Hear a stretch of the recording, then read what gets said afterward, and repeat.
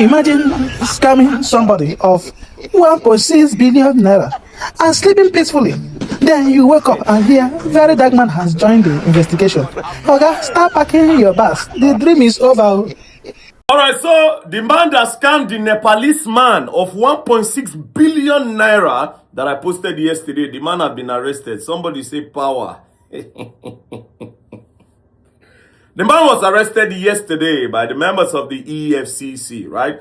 I'll play his video now so that you can listen to what he's saying. But before I play the video, you see that video I posted yesterday of me and the Nepalese man? That video, I did not record that video yesterday.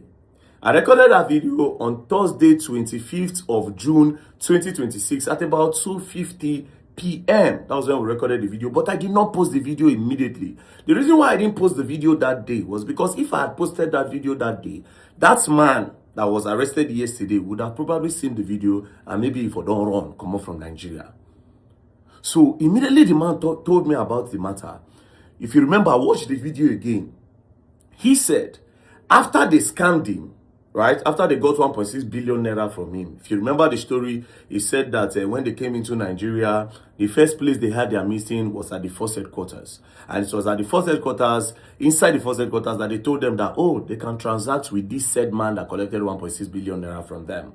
So that was where they got the assurance and the confidence to say, okay, no problem, we can transact, and these people are genuine and legit. So they now gave that man that money. Right? So at the end of the day, after they've scammed them, they were now looking for a way to move them out of Nigeria, right?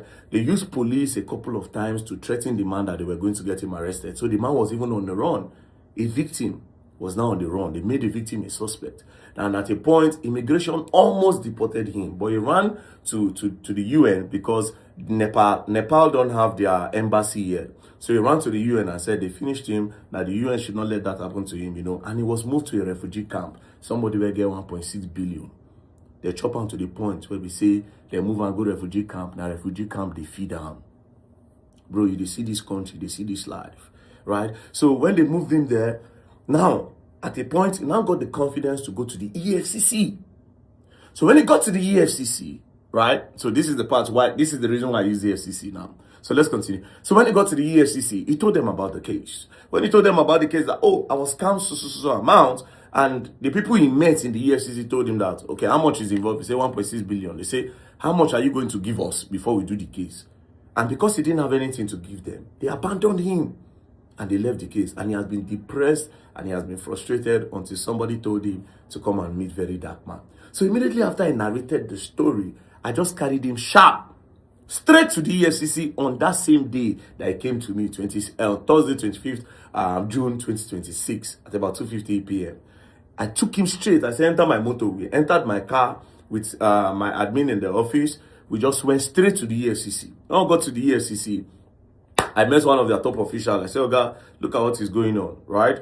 That he came to the EFCC and EFCC told him that he must give them money for them to start the case. The Oga was very surprised. He said, that's not possible. The Oga saw with everything that is not possible. I asked the guy, where did you come? He said, yeah.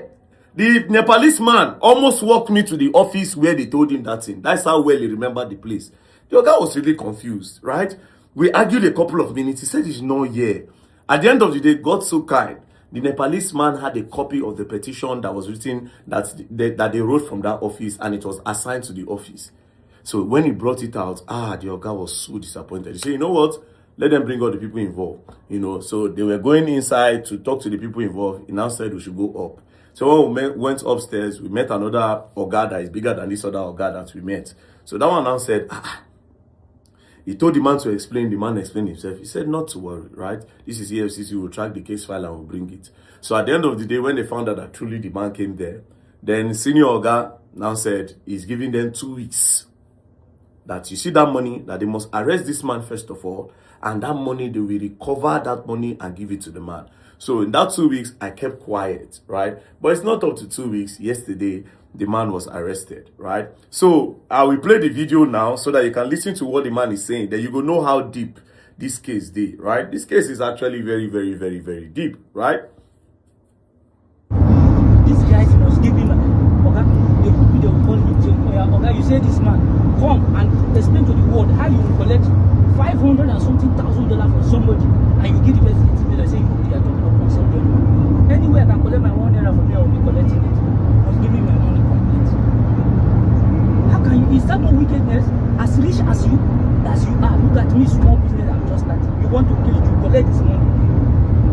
Where is the service? Where do they render the service?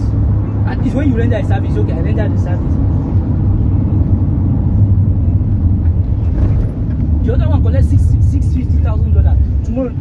In fact, it's everything I'm going to put on. Then the Now, if you listen to the man, this was in the car when they went to go and arrest him. He was trying to explain that $500,000 was given to somebody, right? That somebody is actually the MD of Asman Air.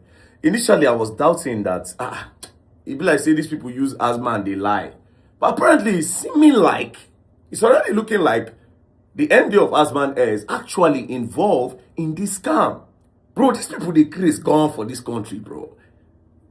It's looking like, yeah, this person is part of this whole plan. It's looking like it. And which is very, very sad and heartbreaking. But at the end of the day, I trust the Efcc to, yeah, don't they use I trust the Efcc. Now, Efcc, when I no trust before, they don't they tell my friends now. As they don't help me go arrest person now, just use I trust. Hey. Okay, well, Efcc are now my new friends. So there's no two ways about it. They are my guys now. Anyways, I trust the FCC to investigate because of the directive that the chairman of the FCC gave them.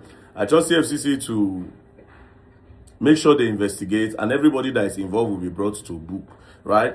Now, if you remember, when this man talk about the police, me and the new IG, Olatunji Rilwan Disu, I've known him for a long time, right? Because of, we have taken cases to him, right? When he was the CP of FCT, a lot of cases were solved under him. So, to me, based on my own experience with him, he's a very good man.